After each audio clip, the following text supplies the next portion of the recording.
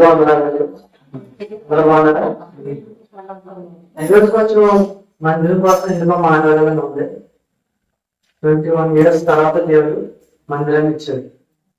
ఈ మహానయం అనే పేరుకి చాలా మీనింగ్ ఉంది. ఎవరైనా తెలుసా మహానయం అంటే? మహానయం మన చచ్చిపోయాడు. ఇప్పుడు ఎవరైనా అడుగుతారు మహానయం అంటే ఏంటి, చచ్చిపోయాడు మహానయం కదా అని అడిగితే ఏం చెప్తారు? కాబట్టి మహానయం అంటే ఏంటో మనం తెలుసుకోవాలి. 21 సంవత్సరాల తర్వాత దేవుడు మనకి మందిరాన్ని నడిపించాడు. మందిరంలో ఆరాధించుకోవడానికి దేవుడు భాగ్యాన్ని ఇచ్చాడు మనకి. ఈ మందిరానికి కష్టమని ఇచ్చాడు దేవుడు, సాక్ష్యాన్ని ఇచ్చాడు. ఈ చర్చ ఎలా గుండెలు ఎప్పుడు కట్టారంటే లాంగ్ స్టోరీ. చాలా స్ట్రగల్ ఫేస్ చేసిన తర్వాత దేవుడి మందిరం మనకి ఇచ్చాడు. దేవుడు ఒక వాగ్దానం ఇచ్చాడు. ఆ వాగ్దానం నెరవేర్చుకున్నాడు దేవుడు. తండ్రి కాచి మీ అందరి ప్రార్థన ఎంతో ఉంది. మీ అందరి ప్రార్థన ఒక పునాది, మీ అందరి కష్టం ఒక పునాది ఈ మందిరం. మనం ఏమర్థం చేసుకోవాలంటే, మనం తండ్రిని కాచి ప్రార్థన చేసి దేవా మందిరం అంటే దేవుడు 21 సంవత్సరాలకి మందిరం మనకి ఇచ్చాడు. 21 సంవత్సరాలు ముందే వచ్చు కదా, ముందే వచ్చు కదా, ఎప్పుడో వచ్చు కదా. మరి ఇప్పుడు ఏం ఇచ్చాడంటే గోడలు టెస్ట్ పరీక్షింటారు. ఇప్పుడు పెద్ద మందిరాలను వస్తున్నాం, వాళ్ళందరూ ఎంత కట్టుకున్నారా? లేదు, ఎంతో కష్టం ఉంది. ప్రతి ఒక్కరికి దేవుడు టెస్ట్ అనేది ఉంటారు. ఆ టెస్ట్ లో మనం పాస్ అవుతేనే మన అభివృద్ధి మనకు వస్తుంది. అలాగే దేవుడు 21 సంవత్సరాలు మనం నమ్మకం ఇప్పుడు మందిరం ఇచ్చారు. ఆయన ఒక పేరు పెట్టుకున్నారు. ఏంటి? మహానయం. ఈ చర్చకి ఆయన పెట్టుకున్నారు మహానయం. ఈ పేరు మనిషి పెట్టినట్టే కాదు, మహానయం అని మనిషి పెట్టినట్టే కాదు.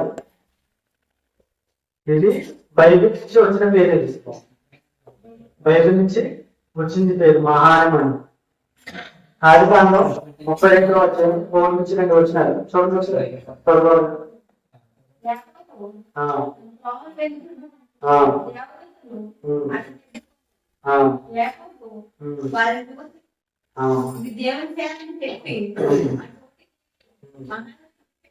చాలా ఏమైతే మహానయం. చూసుకుంటే మహానయం అర్థం ఏంటంటే 2 గుంపులు, అంటే 2 క్యాంప్స్, శిబిరాలు అనుకుంటే 2 గుంపులు. ఇక్కడ ఏం జరుగుతుందంటే గోసాని క్యాంప్ ఉంది, అలాగే జాకోబు క్యాంప్ ఉంది. అంటే 2 శిబిరాలు ఉన్నాయి. దేవుంది జాకోబు. ఇక్కడ మనం ఏమర్థం తీసుకోవాలంటే Jacob was upright, enemies were he had, problems were he had. ఇక్కడ ఏం జరుగుతుందంటే యాకోబు గారు భయపడుతున్నారు, చాలా భయపడుతున్నారు. ఎందుకంటే ఆయన ముందు శత్రువులు ఉన్నారు, ఆయన ముందు పెద్ద సమస్య ఉంది. ఆయన ముందు అంత పెద్ద ప్రమాదం పెట్టుకున్న వాళ్ళు ఏం చేస్తారు? భయపడతారు లేదా? ఇప్పుడు మనం ఏదో పని చేసాం, పక్కింటి కూడా వచ్చేస్తున్నారు, భయపడతాం లేదు. ఎందుకంటే మనం పట్టుకోవడం భయపడతాం. ఇక్కడ ఏం చేస్తుందంటే యుద్ధం జరుగుతుంది. యుద్ధం పెద్ద ప్రాబ్లం ఉన్నారు యాకోబు. అప్పుడు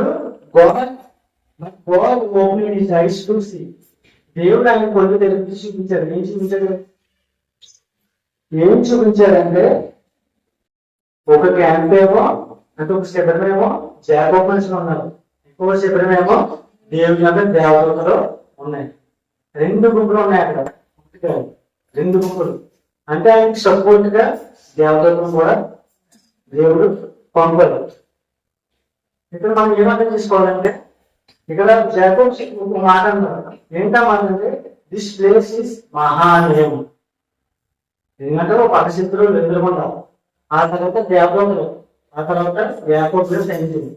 అప్పుడు అది స్వంత మనుషులతో దేవతలతో నిండిపోయింది. అందుకే అప్పుడు ఏమన్నారు యాకోబు, ఈ స్థలం మహానయం అన్నారు. ఈరోజు నేను ఏం చెప్తానంటే మందిరం మహానయం. హల్లెలూయా. ఈరోజు ప్లేస్ మహానయం అని పెట్టుబడతారు, అంటే చర్చి పేరు మహానయం పెట్టుకోవడం. కాబట్టి ఒక రోజుకి మహానయం ఏంటో తెలియజేస్తారు.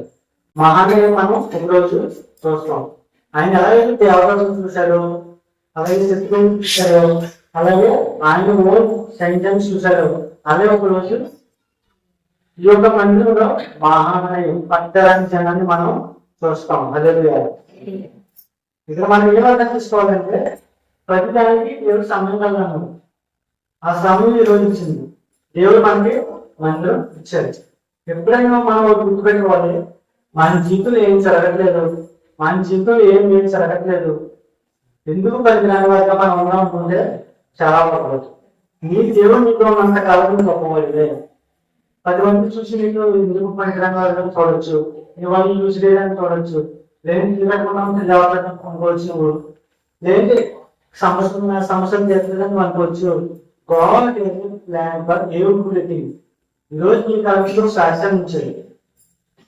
మీకు సపోర్ట్ ఉంటే అలాగే మనకి ఒక సాక్ష్యం ఇచ్చారు. అప్పుడు ఈ మందిరానికి దేవుడు ఇచ్చారు మనకి. అలాగే మన జీవితంలో ఒక రోజు టోటల్ గా మారిపోతుంది. మనం ఊహించలేదు నిజంగా.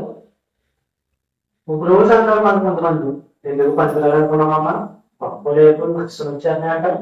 అన్నారు ఎందుకు పనికిరాకుండా ఒక బాధ, గొప్ప అయితే ఇంకో బాధ.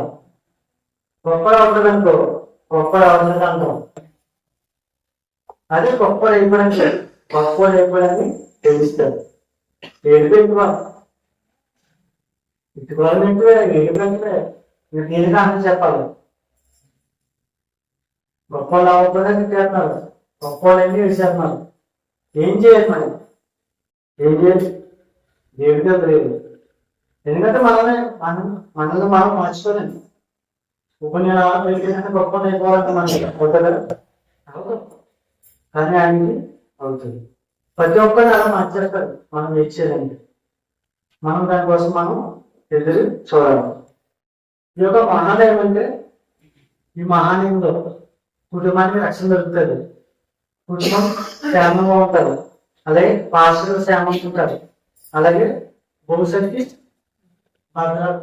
భద్రంగా ఉంటుంది. ప్రతి భద్రమే ఈ మందిరంలో మహాలయంలో. మనం ఆలోచించాలంటే ఈ 20 సంవత్సరాలు కొన్ని సంవత్సరాలు పడుతున్నాయి, మరి కొంచెం పడుతుంది కదా, నిజమే కదా. వేదికి పోవాల్సిన తర్వాత మందిరం లేదు, ఓ మందిరం నుంచి బయటకు వచ్చాం, ఒక్కొక్క ఇంట్లో పెట్టాం, ఇవన్నీ నేను చూసాను. మరి ముందునే పడుతుంది కదా. మా నాన్నగారు స్టార్ట్ చేసినప్పుడు ఇద్దరే ఉన్నారు. ఏం చేయాలి అంటే సంగతులు వాళ్ళే ఉన్నాము. ఆ తర్వాత ఓడి తెలిసిన తర్వాత స్ట్రగల్స్ ఏంటో తెలిసింది. ఇప్పుడు ఈ రోజు మందిరంలో ఉన్నాం. 21 సంవత్సరాలు కూడా ఎన్నో ఛాలెంజెస్ వచ్చేది, ఎంతో సమస్య వచ్చింది. ఎన్నోసార్లు ఆదివారం చర్చ మానేసాం, శుక్రవారం చర్చ మానేసాం. ఇంకా మీరు చెప్తారేమన్నా? మీకు తెలిసి ఒక మాట చెప్పండి, ఏమేమి ఎదుర్కొన్నామా? ఇలా చర్చి లేదు, క్రిస్మస్ మాత్రం పెట్టుకుంటారు అన్న వాళ్ళు ఈరోజు తల దించుకుంటారు. మనం ఎప్పుడైనా గుర్తు పెట్టుకోవాలి. ఇప్పుడు మనలో ఎక్కడ చేసేయాలనుకో, మనలో మాట అనేసారనుకో, గుంపుని నేర్చు దయచేసి. ఎందుకంటున్నాం పూర్తిగా అంటే ఓ మాట నేయాలి, కానీ గుంపుని మనం వదిలేయద్దు. ఎందుకంటే ఒక రోజు ఆడుకుంటే ఆ తల దించుకుంటారో మన తల ఎత్తుకుంటాం. మనం తల ఎత్తుకుంటే ఆ తల దించుతాడు, మనం వాళ్ళకి ఎదుర్కొంటే వాళ్ళ పక్కకి వెళ్ళిపోతాము. అది కొంత పరిస్థితి గుమ్మని మనం అన్నామంటే అది మనకే వస్తుంది. నాలుగు ప్రమాదం చాలా చెప్పాను, చాలా ప్రమాదం. కాబట్టి మనం ఎవరైనా ప్రార్థన చేద్దాం. కానీ కొమ్ములు